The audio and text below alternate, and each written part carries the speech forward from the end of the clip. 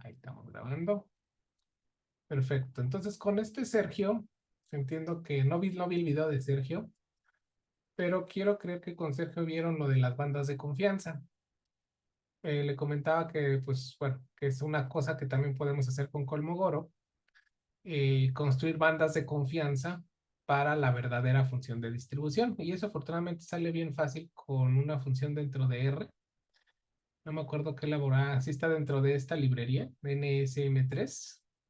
Y la idea que hay detrás de esto es, pues bueno, yo no sé la verdadera función de distribución, no la conozco. Acuérdense que esa es la idea de este tema, que yo no sé la verdadera función de distribución. Lo que sí tengo gracias a la muestra es la distribución empírica, que es esta distribución que va dando brinquitos, que según el teorema de Libenko-Cantelli, esa línea negra se parece mucho a la verdadera función de distribución. Bueno, lo que está haciendo aquí en las notas es explicarles que gracias a la distribución de Kolmogorov, nosotros podemos llegar a construir este tipo de bandas de confianza, en donde nos dice con un 95% de confianza dónde se encuentra la verdadera función de distribución de los datos. En este caso, la línea verde es la verdadera función de distribución, que sí la conozco, puesto que la estoy sacando de una simulación. Si ustedes se dan cuenta que estoy simulando de una normal 0,1. Entonces sí conozco la verdadera función de distribución. Luego ya me llega la muestra y con la muestra pues puedo graficar la empírica, pero también las bandas de confianza, gracias a esta función que les presento. Y entonces en la práctica yo nunca veo la línea verde, ¿verdad? La línea verde yo no la conozco, no sé la verdadera función de distribución, pero este ejemplo era para que vieran que en efecto la banda de confianza cubre completamente a la verdadera función de distribución, que es la línea verde, ¿no? Entonces, por si algún día ustedes se enfrentan a, bueno, no quiero saber la función de distribución, pero dime por dónde está la función de distribución, pues con ayuda de esta librería y a través de la función KS, esta Empirical Cumulative Distribution Function, KS Confidence Interval, nada más requiere la muestra, nada más le pasas la muestra, él ya hace toda la teoría necesaria, te construye las bandas de confianza, ¿no? Entonces, algo que ustedes pueden hacer con este código y que bueno, les recomendaría es que copien este código en R, incrementen en la muestra y vean cómo primero lo que ustedes van a ver es que la distribución empírica se empieza a parecer cada vez más a la verdadera función de distribución, pero también empiezan a ver cómo los intervalos de confianza se empiezan a hacer cada vez más chiquitos, porque pues esa es la teoría, ¿no? Conforme tienes más muestra, dirían los de Machine Learning, aprendes más del fenómeno aleatorio y eso hace que pues tu incertidumbre se reduzca, ¿no? Entonces de esa forma ustedes irían viendo que estas líneas, las líneas rojitas, se empiezan a hacer cada vez más cerca a la línea negra y la línea negra cada vez más a la línea verde, ¿no? Y pues bueno, eso es lo que ya sabemos, pues, teorema de Libenko-Cantelli, ¿no? Nosotros tenemos esa aproximación. Entonces ahí viene, miren, aquí está un ejemplo muy bonito con estos datos de la temperatura que ya no están, dijimos ya no están en esta liga, pero por ahí Sergio creo que nos dijo en qué parte podríamos encontrar este dataset, pero pues ahí están, o sea, yo no conozco la verdadera función de distribución de estos datos, pero con ayuda de esta función, yo te puedo asegurar con un 95% de confianza que la verdadera función de distribución anda contenida en estas bandas, entre la roja, entre estas dos líneas rojas, ahí se encuentra la verdadera función de distribución. Listo. Ya con eso cierro la prueba KS o la prueba Kolmogorov. Si ustedes se dan cuenta, ¿cuál es un problema que tiene la Kolmogorov? Bueno, primero, yo sí le veo un problema. Solo funciona para distribuciones continuas, ¿ok? Eso es muy importante. Prueba Kolmogorov solo te va a funcionar cuando tienes una distribución absolutamente continua. Si no, su estadístico de prueba no se va a distribuir como se espera. Ajá, o sea, no va a tener esos comportamientos teóricos. De hecho, el comportamiento que más me interesa de la Kolmogorov es que no depende de la función de distribución que pongas bajo H0. Esa es la parte más importante de la teoría de Kolmogorov, pero otra cosa importante es que necesita que le pases los parámetros de la función de distribución bajo H0. Es decir, yo necesito que bajo H0, la prueba de hipótesis que me estás dando bajo H0, esa función de distribución esté completamente definida. ¿Se acuerdan cuando hicimos el ejercicio este? Yo quise probar esta hipótesis. Pruébame que los datos son normales, pero con estos parámetros. ¿Ya viste? Entonces, Otra deficiencia que yo le veo a la prueba de Kolmogorov es que requiere que bajo H0 la distribución esté completamente definida. ¿Ok? ¿Y por qué la necesitas? Pues para que yo pueda construir pueda construir su estadística de prueba, porque acuérdense que la estadística de prueba construye la diferencia entre la empírica y la que propones bajo H0. Y para que puedas calcular esa máxima discrepancia, tú requieres saber precisamente cuál es esa función de distribución para que la puedas calcular. Es decir, necesitas la distribución y los parámetros. Entonces, la pregunta sigue, ¿qué pasaría si yo, por ejemplo, quiero hacer una prueba de bondad de ajuste en donde solo me interesa ver si los datos son normales o no? No me interesa con qué parámetros hasta ahorita, simplemente yo arrojo la pregunta. Yo tengo la hipótesis y los datos son normales, ¿ok? No me interesan normales con media tal o varianza tal, no, a mí simplemente me interesa ver si los datos son normales o no. Entonces, precisamente la prueba Lilliefors vino a resolver ese problema. La prueba Lilliefors no es más que la prueba Kolmogorov. O sea, ese es básicamente el resumen. La prueba Lilliefors es la prueba Kolmogorov bajo el supuesto de que no conoces los parámetros bajo la hipótesis nula. Entonces, Kolmogorov necesita los parámetros de la distribución bajo H0. Prueba Lilliefors ya no. Lilliefors modifica la prueba Kolmogorov para que pueda funcionar incluso cuando no conoces los parámetros bajo H0. Entonces, aquí es una cosa importante.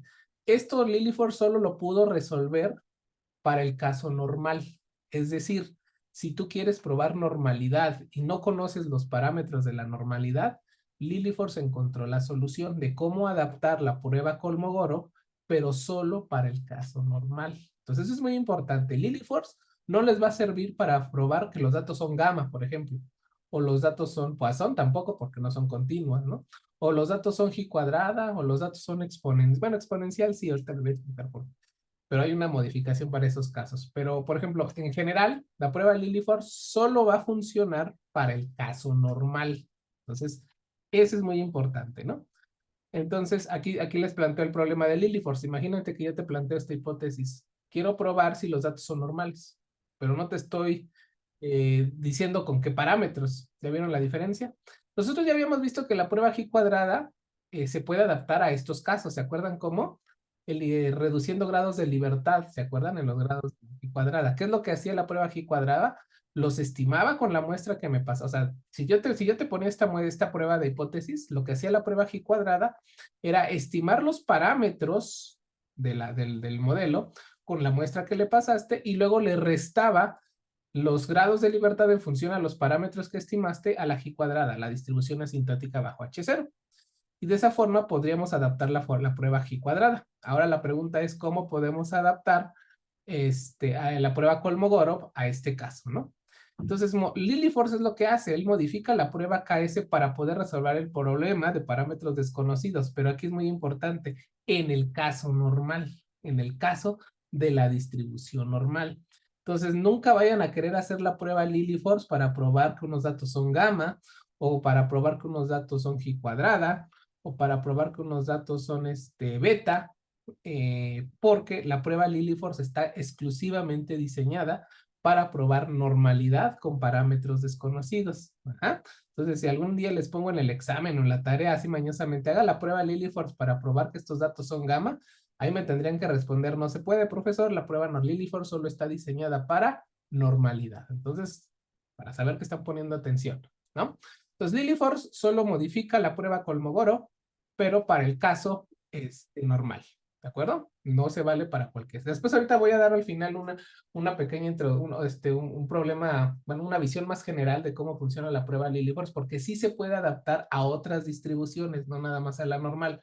Solo que hay un pequeño detalle en esa adaptación. Por eso, por lo general, solo se habla de Lilliefors para la normalidad, aunque se puede extender. Sí se puede extender, pero no para todas las distribuciones. O sea, tampoco se casen que Lilliefors es para la normal. Sí, en este curso va a ser así, pero sí existe por ahí una investigación en donde se adapta Lilliefors para otro tipo de distribuciones que no son normal. Pero bueno, ¿qué es lo que dice nuestro algoritmo para ajustar la prueba KS? O sea, la prueba Kolmogorov a la prueba normal con ambos parámetros desconocidos. Estoy suponiendo que los dos son desconocidos. Aguas, ¿eh? Aquí yo les puedo poner, por ejemplo, otro ejemplo. Imagínate que yo les pido, demuéstrame que estos datos son normales con media cero y varianza sigma cuadrada. ¿Qué está pasando ahí? Un parámetro es conocido y el otro es desconocido. Lilliefors también funciona para estos casos, en donde alguno de los parámetros es desconocido. Ahorita estoy viendo ambos parámetros desconocidos, tanto la media como la varianza, pero también se puede generar el caso en donde tú conoces la media y la varianza no la conoces. Por ejemplo, el análisis de residuales, ¿se acuerdan en el modelo lineal? Que yo supongo que los residuales se distribuyen, bueno, los épsilon se distribuyen normal con media cero y varianza sigma cuadrada, ¿se acuerdan? Pues, por ejemplo, yo podría usar entonces una variante de la prueba Lilliefors para probar que mis residuales se distribuyen normales con media cero conocida y varianza sigma cuadrada desconocida, ¿ya vieron? O sea, sí existen también esos casos en donde alguno de los parámetros son los que se desconocen. En esta parte de las notas estamos suponiendo que ambos parámetros son desconocidos. Y van a ver que la adaptación de Lilliefors es una babosada. Es una, pues así dices, ay, pues a mí también se me hubiera ocurrido, porque a cualquiera se le hubiera ocurrido lo que propone Lilliefors. No conoces la media y no conoces la varianza, ¿qué es lo que vas a hacer con la muestra?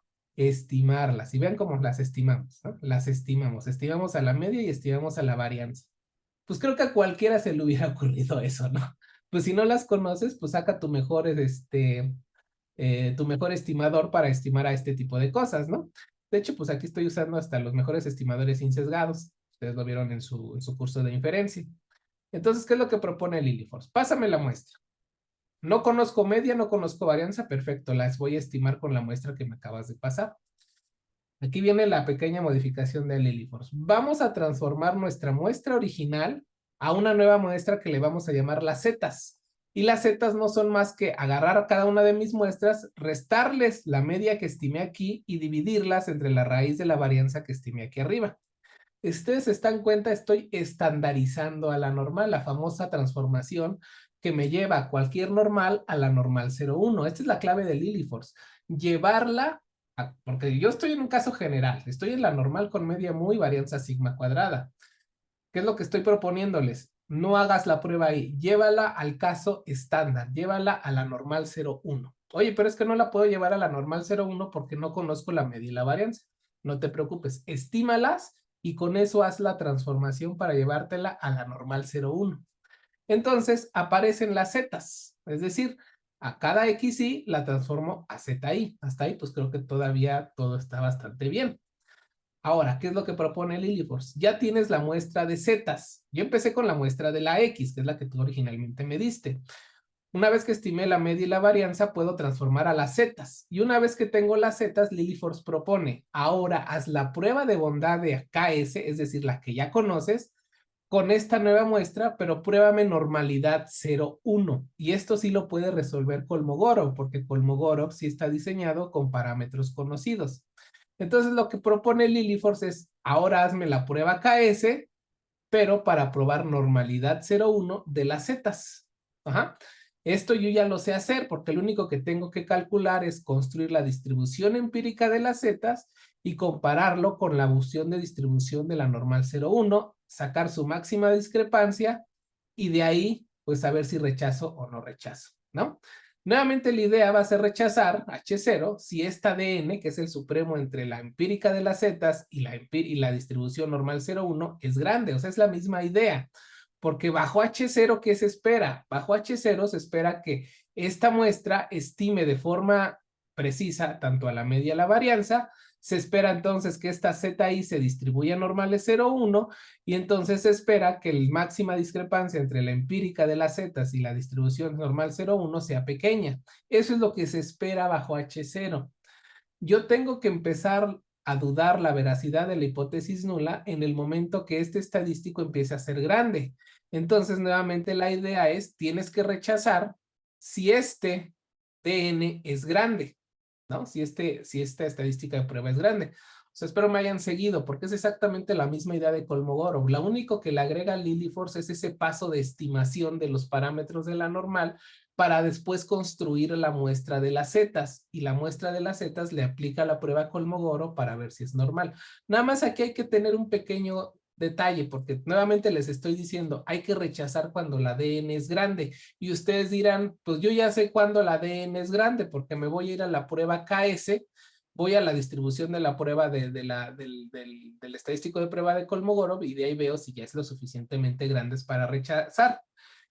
Pues no es cierto, no es así. En este momento, dado que tú le metiste este pequeño paso al proceso de la prueba de hipótesis y agregarle las estimaciones de los parámetros de la normal y construir a la Z, eso hace que la distribución de N ya no sea la distribución Kolmogorov que conocemos, ya es otra prueba, ya es otra distribución. Y entonces hay que irlo a comparar no con los cuantiles de la distribución Kolmogorov, sino con los cuantiles que aparecen en la distribución Lilliefors. ¿Qué quiere decir? Que Lilliefors creó su propia distribución de esta prueba, ¿de acuerdo? Y también la tabuló. La tabuló, si ustedes se van a la tabla 15, ya no me acuerdo qué edición del Conover, ahí venía precisamente la distribución Lilliefors tabulada y no coincide con la de Kolmogorov. O sea, es otra distribución porque la distribución de este estadístico de prueba ya no es la misma por el simple hecho de que pasó por este proceso de estandarización, donde los parámetros son desconocidos, evidentemente, y son estimados. Entonces, eso hace que esta de N ya no siga la distribución Kolmogorov, ahora sigue la distribución Lilliefors. Entonces, Lilliefors crea su distribución y dicen, ¿sabes qué? Ya no voltees a ver la tabla de Kolmogorov, ahora vas a ver esta tabla para poder determinar si puedes o no rechazar la hipótesis nula, ¿no? Entonces, esa es la prueba Lilliefors. Si ustedes se dan cuenta, no hay nada del otro mundo más que estimar los parámetros de la normal. Acuérdense, Lilliefors solo funciona para la normal. Estimar los parámetros, transformar la muestra de X hacia las Z y luego aplicar la prueba Kolmogorov, es decir, la idea de Kolmogorov, a las Z bajo el supuesto de normalidad 0,1. ¿Ya vieron? Y pues el precio que se paga es que ya no es la distribución Kolmogorov, sino la distribución Lilliefors la que nosotros tenemos que ir a ver para comparar y determinar si tengo la evidencia suficiente como para rechazar la hipótesis nula. Que en este caso, acuérdense, la hipótesis nula es esta, en donde los parámetros son desconocidos. Entonces, si ustedes se dan cuenta, la modificación que hace Lilliefors es, pues yo creo que hasta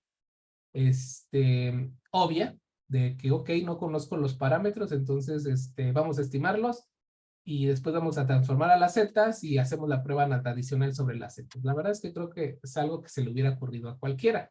Pero entonces, ¿por qué se hizo famoso Lilliefors? ¿Qué es lo que hizo Lilliefors en todo este algoritmo que, que dijo, o que hablemos de él, pues, de que él sea su prueba, ¿no? O sea, pues yo creo que a cualquiera se le hubiera ocurrido esta prueba de, pues, no, estímalas y luego haz la Kolmogorov, ¿no? Pues la verdad es que a cualquiera se les hubiera ocurrido, pero lo que realmente hace Lilliefors de toda esta prueba, es que él demuestra que su estadístico de prueba, este DN que está aquí, no depende de los parámetros de la normal. Eso realmente es el gran aporte que hace Lilliefors cuando publica esta prueba. Porque ustedes dirán, híjoles, es que la estadística de prueba depende de cuánto valga y cuánto vale mu y cuánto vale sigma cuadrada. Y como yo no los conozco, pues entonces la distribución no me va a servir la prueba, porque yo para hacer la prueba Lilliefors necesito que me digas cuánto vale mu y sigma cuadrada para ir a tabular esos datos y verificar si rechazo o no rechazo H0, pero pues entonces ya no tendría sentido la prueba Lilliefors. Entonces, aquí lo importante que hace Lilliefors cuando él publica esta prueba es que él demuestra matemáticamente, no lo tengo aquí en la prueba, la demostración, pero la podemos buscar en su paper original. Él demuestra de, ¿saben qué? Si ustedes hacen esto, este estadístico de prueba que yo les estoy proponiendo no depende de los parámetros desconocidos. Por eso la puedes llevar a cabo, porque la distribución no se va a ver afectada por cuánto vale mu o cuánto vale sigma cuadrada. No le importa la prueba. Si mu valga 1000 y sigma cuadrada valga 10,000. Si tú me haces este proceso, la distribución de n bajo H0 siempre va a ser la misma. La única diferencia que va a cambiar es en el tamaño de muestra. Ahí sí va a ir cambiando. Entonces, ese es el gran aporte que hace Lilliefors cuando publica la prueba, ¿no? Que él sí demuestra, ¿sabes qué? La distribución Lilliefors no va a depender de mu y sigma cuadrada, solo va a depender de la n, ¿no? Entonces, pues lo que yo les presento en esta parte de las notas, digo, si ustedes no quieren ir al libro de Conover a buscar la tabla Lilliefors, pues yo les propongo que la simulen, ¿no? De hecho, aquí yo hice ¿cómo se llama? En las notas ustedes ven la tabla 15 de Conover que publicó en 1971. Esto es para una muestra de tamaño 5. Y aquí están los niveles de confianza. Por ejemplo, si ustedes la querían hacer al 95% de confianza, ustedes deberían rechazar H0 si la estadística de Lilliefors, la DN, era mayor a 0.337. Y fíjense que aquí me pasó algo muy extraño cuando yo estaba haciendo las notas, todavía me acuerdo. No me cuadraban y yo me desesperé porque yo dije, pues yo ya no voy a ir con Conover, yo hoy en día puedo programar y hacer una simulación para poder encontrar la distribución de Lilliefors vía simulación, porque pues él también lo hizo vía simulación. Vía simulación encontró sus estadísticos de prueba, su distribución y publicó estos libros, publicó estos números. Y entonces, ¿qué creen que pasó? Pues yo estaba haciendo sus notas, estas hace muchos años, y hice las simulaciones y ¿qué creen? No llegaba a los cuantiles del Conover, no llegaba. Yo decía, es que no puede ser, ¿qué está pasando? ¿En qué me equivoqué? Empecé a revisar mi código, decía, es que lo estoy haciendo bien y no llego al 337, no llego. Entonces yo me desesperé, dije, seguramente ahí algo hice mal, algo estoy programando mal, no estoy haciendo bien el algoritmo. Y después, ¿qué creen que hice? Pues fui a otro libro de Conover, una ya edición más reciente de 1987. Y ahí en el mismo libro lo dicen, el libro del 71, ¿qué creen? Se hizo con poquitas simulaciones, no teníamos una computadora muy buena, entonces los cuantiles eran aproximados, pero como en 1987 ya tenemos más poder computacional, ahora sí, aquí les van los cuantiles de la Lilliefors. Y entonces ya fue cuando me puse contento. Dije, ah, sí, ya no me está saliendo el 337, ahora me sale el 343. Entonces, nada más les dejo eso como experiencia, por eso lo dejé en las notas, porque me pasó. O sea, yo me quedé con estos cuantiles y no los lograba reproducir vía simulación. Me espanté, dije, ¿qué está pasando? Pero ya después cuando leí la nueva edición, el mismo autor reconoce que estos cuantiles estaban basados en pocas simulaciones y que estos ya son más reales, ¿no? Y entonces ya, me quedé tranquilo. Ustedes pueden agarrar este código, copiarlo a R y llevárselo, pero vean lo que estoy haciendo precisamente. Estoy simulando ese proceso que propone propone Lilliefors. Pásame la muestra, estima parámetros, estandariza la muestra, haz la prueba, KS para la muestra ya estandarizada y de esa forma obtienes el DN, ¿no? Entonces yo lo que estoy haciendo en el código R es estar reproduciendo este código, este algoritmo que ustedes ven aquí, lo estoy haciendo 1.000.000 de veces y cada una vez, o 100.000 veces, ya no me acuerdo, y en cada una de ellas estoy calculando DN, ¿no? Entonces van a ver ahorita en el código cómo lo estoy haciendo. Ahora, acuérdense que Lilliefors dijo, no importa de qué normal vengas, siempre la distribución te va a dar lo mismo. Y pues yo simulé de una normal 0,1, digo, para cuestiones de encontrar la distribución de Lilliefors, ¿no? Ustedes aquí pueden jugar con mi código y no pongan la 0,1, pongan la normal 10.002 o lo que a ustedes se les ocurra y van a ver que llegan a la misma distribución. La misma DN se va a distribuir igual porque Lilliefors lo probó y probó que no importa de qué normal tú salgas, siempre vas a llegar a la misma distribución. Entonces vean cómo lo estoy haciendo. Yo simulo una normal 0,1, que es la que más se me ocurre, o sea, se me ocurrió simular de la normal 0,1, pero pueden simular la que ustedes quieran. ¿Qué es lo que dice? Con la muestra que tienes, estima la media y estima la varianza. Una vez que tienes estimada la media y la varianza, transforma tu muestra original a zetas. A cada xy, réstale la media y divídelo entre la raíz de su varianza. Una vez que tienes las zetas, haz la prueba KS. Entonces aquí estoy haciendo la prueba KS, es decir, sacando el supremo entre la empírica que me está generando esta muestra que me pasaste. Vean, aquí estoy calculando la empírica de las zetas, de las zetas, de la muestra ya separadas. Entonces, estoy calculando la máxima diferencia entre la empírica de las zetas y la normal 0,1. Esta es la verdadera función de distribución de la normal 0,1.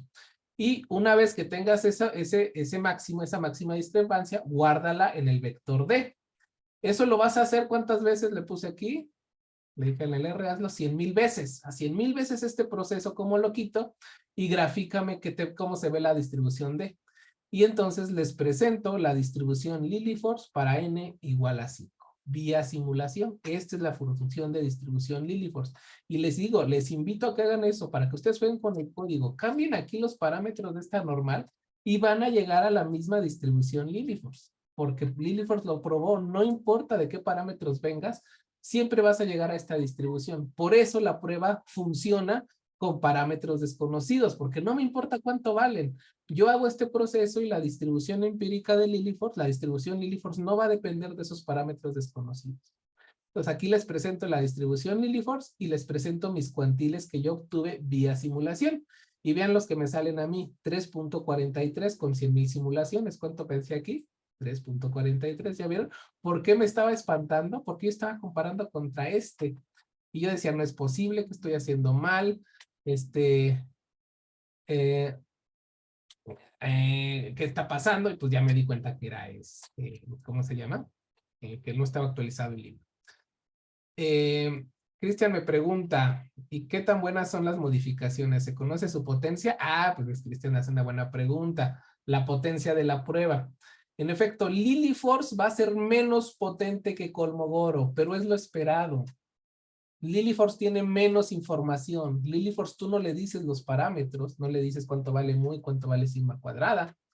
Entonces, va a ser menos potente que la prueba Kolmogorov. Si ustedes ponen las potencias entre una Kolmogorov y la Lilliefors, pues va a ganar la potencia de la Kolmogorov, ¿no? Ahora, tampoco es mucha la pérdida de la potencia, pero sí se pierde potencia por el simple hecho de que cuentas con menos información. Pero pues también es un caso más real lo que presenta Lilliefors, ¿no? En la vida real, uno no sabe los parámetros de la normal, uno simplemente quiere probar si son normales o no. Entonces, pues esto creo que es mejor, ¿no? En ese sentido. Entonces, aquí está la distribución Lilliefors, aquí están los parámetros, los cuantiles con los que me salen, y de esa forma, pues podemos ver cómo funciona la prueba Lilliefors. Bueno, su distribución teórica, ¿no? Aquí que antes de brincar al ejemplo, les quiero contar algo también. ¿Por qué solo para la normal? ¿Por qué Lilliefors no lo pudo adaptar para la gama? O sea, ¿por qué no sacaron la prueba Lilliefors para la gama? La gama es muy utilizada en la actuaría, ¿eh? Es una distribución que solo toma valores positivos, se adapta a muchas formas, la distribución gamma. Se utiliza mucho para modelar costos o montos de algo, de siniestros, por ejemplo.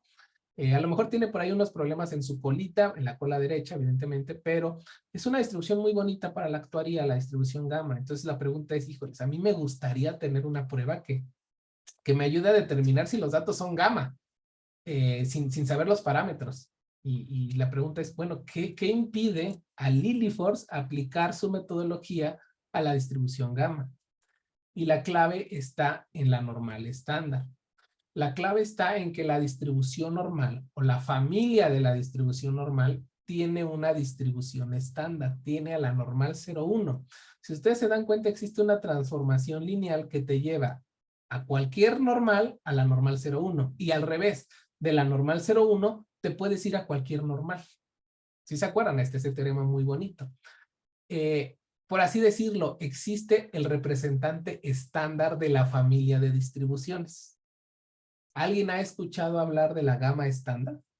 ¿Le suena la gama estándar? ¿Existe la gama estándar? ¿Existe la gama 0,1? Esta es la gama 0,1. Pues como que no, vean, nadie les ha hablado de esa. Menos a mí nunca me han hablado de, mira, esta es la gama representativa de todas y que a partir de esta gama pueda reproducir cualquier gama o que cualquier gama la pueda llevar a esa gama por medio de una transformación lineal. Pues la verdad es que ahí es donde precisamente Lilliefors no puede adaptarse porque no existe esa distribución estándar representante de todas. Si ustedes se dan cuenta, lo que está haciendo Lilliefors es llevarse la prueba a la normal estándar y ahí hace la prueba Kolmogorov, ¿no? Una vez que lo tiene estandarizada. Aquí la pregunta es, ¿cómo le hago con los datos gamma? ¿A qué gama me la llevo? ¿Cuál es la gama estándar? Ahí está el problema. No todas las familias de distribuciones gozan de esa propiedad de tener un representante estándar. Entonces, eso se le llama, que son familias de grupo, también le llaman así a ese tipo de distribuciones. Entonces, después, más adelante, cuando se sigue investigando todo este tipo de bondad de ajuste, se da cuenta que las pruebas solo se van a poder adaptar cuando la familia de distribuciones tiene a un representante estándar. Y obviamente la normal es una de ellas. Existe otro caso que yo conozco también muy conocido, la exponencial. La exponencial 1 sí existe, la familia exponencial con parámetro lambda sí existe como la exponencial estándar, que es la exponencial 1. ese sí existe su representante. A partir de la exponencial 1, ustedes se pueden ir a la exponencial lambda y a partir de la exponencial lambda te puedes regresar a la exponencial 1. Entonces, sí podría existir una prueba Lilliefors para la exponencial, para la familia exponencial. Bueno, no la familia exponencial de distribuciones, sino la familia de la exponencial de parámetro lambda. Entonces, sí se podría llevar a cabo una prueba Lilliefors para ese caso, pero no para todos, porque no necesitas ese representante estándar. Entonces, nada más les quería platicar eso, que sí se podría adaptar a otro tipo de familias, pero requieres que esa familia tenga su distribución estándar, ¿no? En este caso la normal, pues sí la tiene, ¿no? Qué bonito. Entonces, nada más quería hacer eso. Sí se puede adaptar siempre y cuando exista esa familia estándar. Entonces, Lilliefors lo demuestra para el caso normal, se hace famoso porque demuestra que esta distribución no se ve afectada por los parámetros de la normal y ya con eso, ¿no? Entonces, en el ejemplo que viene en sus notas está muy bonito porque nuevamente, y ahora queremos verificar si los datos son normales o no. Ya no les voy a decir con qué parámetros. Entonces, nuevamente son los datos de temperatura del cuerpo y quiero probar la hipótesis si los datos son normales o no. Ya no me interesan los parámetros, simplemente quiero probar, oye, estos datos que modelan o que me están describiendo la temperatura del cuerpo, ¿son normales o no? Esa es la pregunta que quiero contestar. Yo lo puedo hacer con la prueba Lilliefors. Entonces, si te dan cuenta aquí en la parte del código, pues agarro la muestra, sé de qué tamaño está la muestra, saco la media, saco la varianza, ¿qué es lo que dice la idea? Pues transforma la muestra, réstale la media, divídelo entre la raíz de la varianza, obtienes a las zetas. Una vez que tienes a las zetas, grafica su distribución empírica, calcula la máxima discrepancia entre la empírica y la normal 0,1. Aquí es muy importante, ¿eh? Contra la normal 0,1. Aquí no va contra la uniforme 0,1. En el caso luego de la Kolmogorov-Smirnov, acuérdense que nos la llevábamos a la normal 0,1. Aquí no, aquí hay que llevarla a la normal, a la uniforme, perdón, a la uniforme 0,1, la Kolmogorov. Aquí hay que llevárnoslo a la normal 0,1. Entonces yo hice la prueba, aquí está, y saqué que la máxima discrepancia entre la distribución empírica de las zetas, que ya son las muestras transformadas, la muestra transformada, me sale que la máxima discrepancia entre esa y la empírica y la distribución normal 0,1 es de 0.064. Entonces la pregunta es, ¿este número me da la suficiente evidencia para rechazar normalidad de estos datos? Pues tengo que ir a la distribución Kolmogorov, perdón, a la distribución Lilliefors para el caso n igual a, ya no me acuerdo de cuánto era la n, no lo puse por acá, n igual a 130, aquí está. Entonces tengo que ir a tablas o simularla, ¿no? Pues aquí dice, en las tablas de Conover se observa que el cuantil asociado es, yo creo que estas no son las tablas del Conover porque puse muchos dígitos, más seguros que lo simulé, ¿no? Para n igual a 130. Entonces el cuantil al 95% es 0.075. Entonces básicamente lo que yo hice fue simular esta distribución para el caso n igual a 130 y busqué el punto en donde acumulé el 95% de su probabilidad y me dice que el punto en donde acumula el 95% de su probabilidad es 0.075. El número que yo obtuve fue 0.064, entonces estoy por debajo del cuantil, entonces no se rechaza H0, ¿no? No, la D no fue lo suficientemente grande como para rechazar la normalidad. ¿Qué es lo que se concluye? Acuérdense, en estadística no decimos que se acepta H0, decimos que el modelo normal es una buena aproximación para la verdadera función de los datos, la verdadera función de distribución de los datos. Entonces, esos son hacer pruebas de normalidad, así le decimos nosotros. Estoy haciendo la prueba de normalidad para ver si estos datos cumplen con ser normales. No estoy diciendo con qué parámetros aún, simplemente te estoy diciendo, yo quiero verificar si son normales o no. Bueno, la prueba Lilliefors es una de las muchas pruebas que se han diseñado para verificar normalidad. Ustedes ya saben la teoría que hay detrás de Lilliefors, ¿no? Está la distribución empírica, está la distribución estándar normal 0,1, la muestra es llevada a la normal 0,1, ahí se hace la prueba Lilliefors, se busca la máxima discrepancia entre la empírica y la normal 0,1 y por medio de ese estadístico se determina si se rechaza o no se rechaza H0. Y si ustedes ya son flojos y ya se saben toda la teoría, pues afortunadamente en R ya existe la función lili.test, en donde simplemente le paso la muestra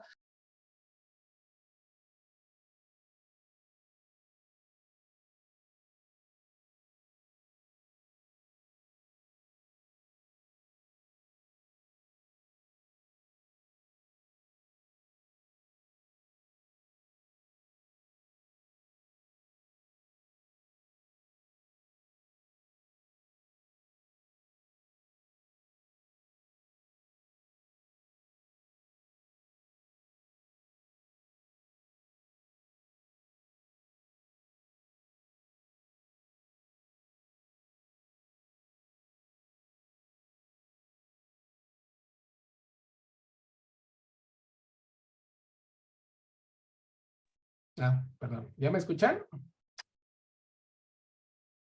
¿Sí se ve? Hola. Ah, ya se escucha. ¿Y sí se ve, Cristian? ¿Ya se ve otra vez? Ahí está.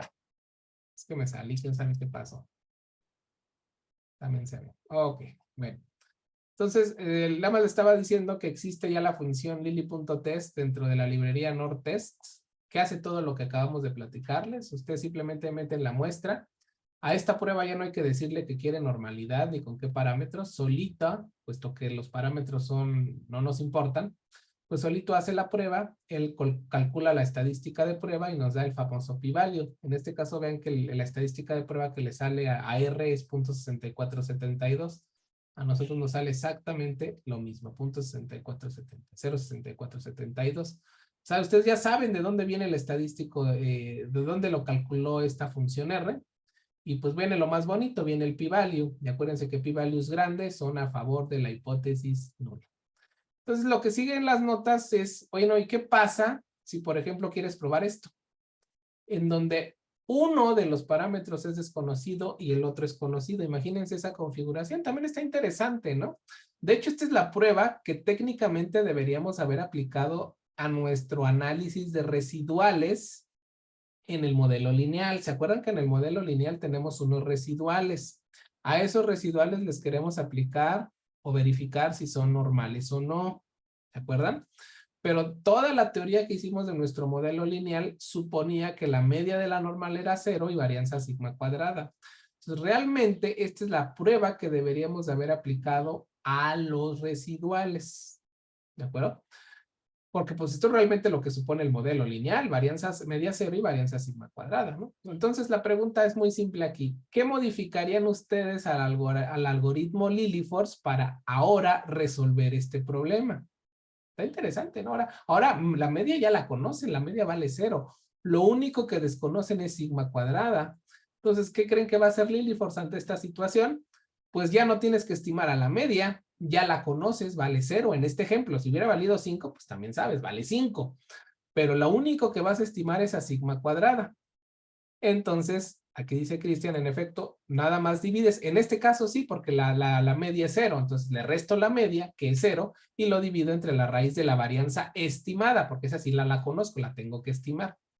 Entonces, en este caso, lo que propone Lilliforce es, ok, con la muestra que me acabas de pasar, solo voy a estimar al parámetro desconocido. Pero vean cómo cambia la estimación de la varianza, ¿eh? Ya no se pone aquí X barra, eso también es, vean el detalle, ¿eh? Ese es importante. Aquí yo no pongo X barra, puesto que la media sí la conozco. La media la supongo que la conozco y vale mu 0. Y vean que no estoy dividiendo entre n-1, porque se divide entre n-1 cuando se estima la media y se pone un X barra. Entonces, ese es un pequeño detalle, ¿eh? Que a lo mejor no tiene mucho impacto, la verdad. No va a tener mucho impacto si la n es grande, pero nada más tengan ese pequeño detalle. Entonces, se está estimando solo a sigma. A la media no se le estima, puesto que bajo H0 se supone que la conoces. En este caso le puse 0, pero en general puede ser mu 0 con mu 0 conocido. Y luego es exactamente lo mismo. Transformo la muestra a las zetas. ¿Cómo? Le resto la media y lo divido entre la raíz de la varianza, en donde la media es conocida y la varianza es estimada. Por acá, ¿no? Y vuelvo a hacer exactamente el mismo proceso. Exactamente el mismo proceso de construir la distribución empírica de las zetas y compararla contra la distribución teórica de una normal 0,1 y ya. ¿Cuál va a ser el problema? Esta dn que está aquí ya es otra, ya no se distribuye de la misma forma que estaba ahí arriba, puesto que solo es un parámetro el que se está estimando, no son los dos. Eso implica que la distribución Lilliforce ya es otra, ya no es la de arriba. Entonces hay que buscarla en tablas. O sea, Conover también las publica. Dice, si tú estás en el caso con media conocida y varianza desconocida, esta es la tabla que te toca revisar. Pero ustedes también lo pueden hacer vía un programa R, ¿no? Aquí está n igual a 5, 100,000 simulaciones. Estoy simulando de una normal 0,1. ¿No? Estoy suponiendo que el 0 lo conozco, el 1 no lo conozco, entonces por eso solo estimo la varianza, es lo único que estoy estimando. Estandarizo la muestra y hago la prueba tradicional y hago muchas simulaciones Y entonces esta es la distribución Lilliefors para n igual a 5 cuando la media es conocida. Vean cómo cambia la distribución. O sea, también hay que ver en qué caso estás. Estás la normal. Ambos parámetros conocidos es la prueba Kolmogorov, la que ya conocemos. Normal, con ambos parámetros desconocidos, hay que ir a la tabla Lilliefors con ambos parámetros desconocidos. Es una normal con media conocida y varianza desconocida, pues vas a la tabla correspondiente. Y existe el último caso, el caso donde desconoces la media, pero conoces la varianza, ¿no? Entonces, igual aquí están los cuantiles por... Vean cómo cambiaron, ¿eh? Es la misma tamaño de muestra, es tamaño 5. Es tamaño 5. Y vean que los cuantiles ya son otros, ¿eh? 0.563. Nada que ver con los de acá arriba. Acá arriba teníamos otros cuantiles, ¿se acuerdan? Para L igual a 5. Teníamos en los cuantiles, los había aquí, miren, 0.343. 0.343. O sea, vean que sí cambia la distribución porque ahora es un único parámetro el desconocido. En este caso, la varianza. La es que es desconocida. Conoces la media. Entonces, sí, la distribución cambia en función a qué caso estés. Y aquí está el último caso, ¿no? Varianza conocida y media desconocida. ¿Qué es lo que vas a hacer? Con la muestra que tú me das, solo estimas a la media, porque la media la desconoces y la varianza la conoces. Entonces, haces exactamente el mismo proceso, la divides entre la varianza que sí conoces, pero le restas la media que estimaste con la muestra que recibiste. Haces el mismo proceso de estandarizar los datos, calcular el máximo entre la empírica y la normal 0,1. Y después de muchas simulaciones, les presento la distribución Lilliefors. Vean cómo cambia. Vean cómo cambia la distribución. Lilliefors para el caso varianza conocida para el n igual a 5. Y vean, sus cuantiles son completamente distintos. Entonces tienen que saber en qué parte ustedes están parados. Si ustedes van a usar Lilliefors con dos parámetros desconocidos, Lilliefors con un parámetro desconocido, o la media o la varianza. Y ahí les soy sincero, no recuerdo, habría que meterse a la ayuda de R, cómo lo hace R para decirle que sí conoces la media o la varianza. No recuerdo, habría que meterse a la ayuda. O si no, alguien ya resolvió el problema dentro de R, ¿no? Yo ahorita les presenté que R tiene programada la función lili.test. Aquí lo vimos en estos ejemplos. Aquí está, ¿no? Lili.test. Pero esta función supone que los dos parámetros son desconocidos. Imagínense que yo les dejo de tarea y les digo, es que, ¿qué crees? La media vale 0. No conozco la varianza, pero sí sé que la media vale 0. Bajo H0, ¿eh? Entonces, la pregunta es, ¿cómo la harían dentro de R para decirle, ¿sabes qué? Quiero que me hagas la prueba Lilliefors, suponiendo media conocida y varianza desconocida, y me calcules tanto el estadístico de prueba como el pi-value. Bueno, si no encuentran en R esa ayuda, no se preocupen, ustedes tienen la forma de simular la distribución, aquí está el código, y resolver el problema. Casi estoy seguro, alguien en R ya lo hizo y ya tiene la función lili.test para el caso de la media desconocida o lili.test en caso de la varianza desconocida. ¿De acuerdo? Entonces, estas son las pruebas, la prueba Lilliefors, que pueden usar para verificar normalidad de los datos, ¿no? Y una pregunta interesante es qué tan potente es. O sea, realmente aquí la clave es, ¿estas pruebas realmente son potentes o no? Porque pues eso es lo que a nosotros nos gustaría saber, ¿no? Aquí el detalle es que como no queremos rechazar la hipótesis nula, hay que ir a ver el error tipo 2 realmente de la prueba. El error tipo 1, ustedes saben que en estadística lo tenemos controlado. El error tipo 1 es la probabilidad de rechazar cuando no debiste haber rechazado, ¿no? Está controlado. El hecho de si rechazas, sabes que está controlado ese error, porque es el que se controla en la prueba. Por eso en la estadística cuando rechazamos con gusto. Rechazo con un pi-value bien chiquito y lo decimos con bien gusto, con mucho gusto. Se rechaza H0. Los datos que me estás dando no son consistentes con tu hipótesis nula y la tengo que rechazar. Aquí estamos como al revés, porque yo cuando hago una prueba de bondad de ajuste no quiero rechazarla, quiero que no se rechace, porque quiero que ese modelo se ajuste a los datos que le estoy presentando. Entonces caigo en un dilema. Como no rechazo la hipótesis, como lo que quiero es no rechazar la hipótesis, entonces el alfa de qué me sirvió, pues casi no, porque como no la rechazaste, ahora hay que ir a ver al beta, ¿verdad? Hay que ir a ver el error tipo 2. Y para ver el error tipo 2 estás diciéndome que necesitas ver la potencia de la prueba para ver con cuánta seguridad dices que no vas a rechazar H0. Sí, sí ven el detalle, ¿no?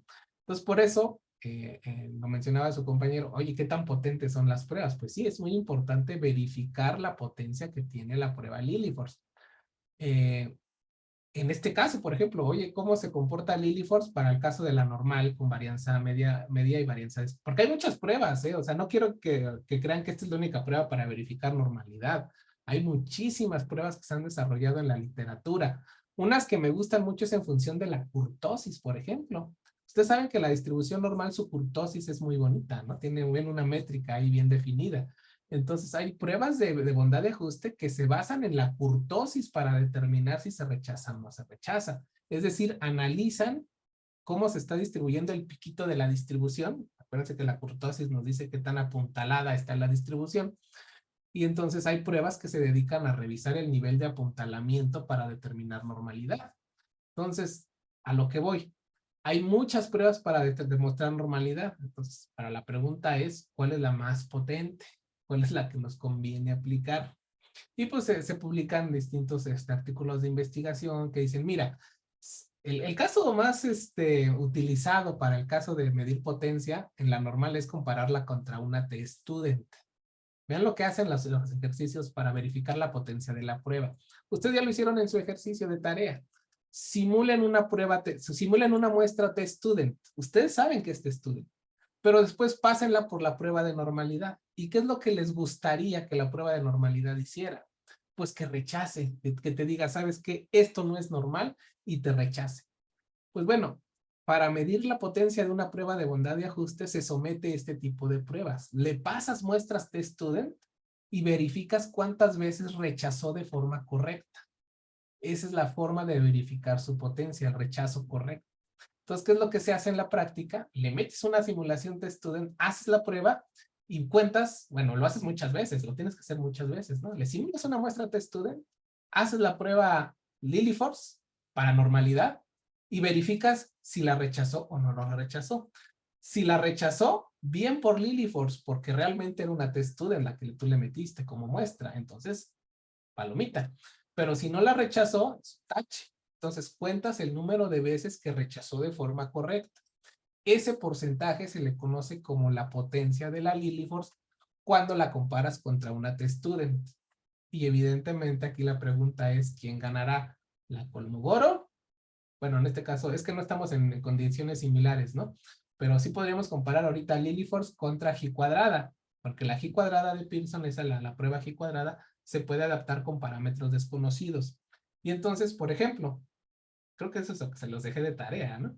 Ya ni recuerdo, pero simulen una t-student, verifiquen mediante la prueba G cuadrada si rechaza o no la normalidad, luego háganlo mediante la Lily-Force y vean cuál es más potente y van a ver que es más potente la Lily-Force. Es decir, la Lily-Force es un poquito más potente que la G cuadrada. Es decir, decide rechazar más veces de forma correcta cuando le pones una distribución de student. Y vean que sí se las estás poniendo complicada, porque acuérdense que la distribución de student y la distribución normal se parecen mucho. Entonces, pues también es normal que a veces la prueba no identifique que están viniendo datos de una t-student en lugar de un normal, ¿no? Entonces, la potencia es importante, muy importante en las pruebas de normalidad. Entonces, ahorita yo les acabo de presentar la Lily-Force, que es para normalidad suponiendo parámetros desconocidos. ¿Ok? Mañana les voy a hablar de las pruebas más potentes que han surgido con esta idea muy bonita, es una idea muy interesante, también muy simple, pero es las pruebas basadas en formas cuadráticas, vamos a llamarla así, Quadratic Empirical Distribution Function, ahorita van a ver por qué les llamamos así, pero es igual, es exactamente la misma idea. Medir o tener una métrica de cuánto se está separando, cuál es la discrepancia entre la empírica que genera la muestra y la que estás proponiendo bajo H0. Si ustedes se dan cuenta, esa es la clave para hacer bondad de ajuste. Pásame la empírica, dime cuál es tu hipótesis nula, voy a comparar la empírica con la que tú me dices bajo H0 y si se parecen, perfecto. Puedo decir que tu modelo es una buena aproximación a los verdaderos datos, a la verdadera función de la distribución, la verdadera función de distribución de los datos. Pero si yo veo una distancia muy grande entre la empírica y la que me estás proponiendo bajo H0, es cuando voy a rechazar la prueba de bondad de ajuste. Entonces, las pruebas QEDF es simplemente otra forma de medir una distancia entre la empírica y la que propones bajo H0. Es lo único que van a hacer. Y es muy intuitivo. Aquí viene cuál es la estadística que va a utilizar este tipo de pruebas. Es la QN. Aquí le vamos a llamar QN. No va a ser la de N, va a ser la Q de Quadratic. Y la estadística de prueba va a ser esta. Y ustedes ahorita van a decir, ah, ¿qué es eso? Está horrible. Pues sí, se ve horrible, pero no se preocupen, se va a simplificar muy, muy, muy bonito. Si ustedes se dan cuenta, nuevamente estoy cuantificando la diferencia entre la empírica y la distribución que pones bajo H0. Le elevo al cuadrado, ¿por qué? Pues acuérdense, pues porque puede haber positivas y negativas. Entonces, pues aquí le pongo un cuadrático, ¿no? Para que siempre sea positiva. O sea, esta estadística no le queda de otra más que ser positiva. Aparece, bueno, la N ahorita la vamos a tratar de justificar por qué. Es para que tenga distribuciones, asintóticas estables, porque nuevamente, ¿qué pasa con la empírica y la verdadera función de distribución cuando H0 es cierta? Ya se los he dicho muchas veces. Si H0 es cierta, esta distribución empírica se empieza a parecer cada vez más a esta F estrella y entonces la integral se empieza a ir a cero y entonces la estadística se nos empezaría a ir a cero. Tenemos que frenar esa convergencia hacia cero. ¿Cómo la frenamos? Multiplicando por n, ¿no? Hay también una teoría muy bonita en probabilidad, esto de la velocidad de convergencia. Se dedica mucha gente a estudiar ese tipo de problemas para poder detener la convergencia hacia cero y estabilizarla en una distribución conocida. Por eso se multiplica por n, para estabilizar esta distribución en algo estable cuando la muestra empieza a crecer. ¿Quién es psi? Hasta aquí todo está bien, pero bueno, ¿y quién es esta psi de x? Pues aquí lo dicen las notas, la psi de x no es más que una función que va a ponderar en dónde queremos cuantificar la diferencia. O sea, yo estoy cuantificando la diferencia entre la empírica y la que propongo bajo H0. Esto va a ser como un peso simplemente, donde ustedes van a decir, ¿sabes qué? Yo quiero que le des mucho peso a la cola derecha, por ejemplo. Imagínense que quieren hacer eso, por plantearse ese problema. Yo quiero verificar que el ajuste sea muy bueno, pero solo en la cola derecha. Entonces lo que vas a hacer es, vas a meter un ponderador que le dé peso a la cola derecha. O alguien va a decir, ¿sabes qué? Es que a mí me interesa en la parte panzona, en la parte donde se hace la panza de la distribución. Entonces vas a poner un ponderador que le dé más peso al centro de la distribución. Esa es la idea del psi de x. Y al final, pues integras en función de la función de distribución que integras bajo H0. Y esta es la notación de la integral de Riemann-Stieltjes. Espero la hayan visto en cálculo. Entonces, esta es la estadística de prueba y lo que vamos a ver la próxima clase es jugar con este ponderador para generar distintas pruebas de bondad y ajuste. La clave es este ponderador. ¿A dónde le voy a dar peso? A la diferencia entre la empírica y la que propongo bajo H0. ¿Ok? Entonces, eso lo vemos mañana porque vamos a ver 3 pruebas. La Kramer-Von-Mises y la Anderson-Darling. Ay, nada más 2. Y la Anderson-Darling.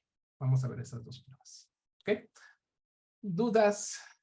¿Cómo ven? Está fácil, yo digo, ¿no? Muy, muy intuitivas las ideas. ¿Dudas, comentarios? Ya se me fue el tiempo. Tanto cielo. Ah, sí, son 7:26. ¿Dudas? Si no hay dudas, pues nos vemos mañana para ver la prueba Anderson. Dice Cristian, bastante relajado a comparación. Ah, sí, no, pruebas de bondad de ajustes de risa. Ay, no, se van a aburrir ¿cómo se llama? En estadística no paramétrica. Ahí sí se van a dar la aburrida de su vida, ¿eh? Lo más bonito era regresión. Pero bueno, nos vemos mañana entonces.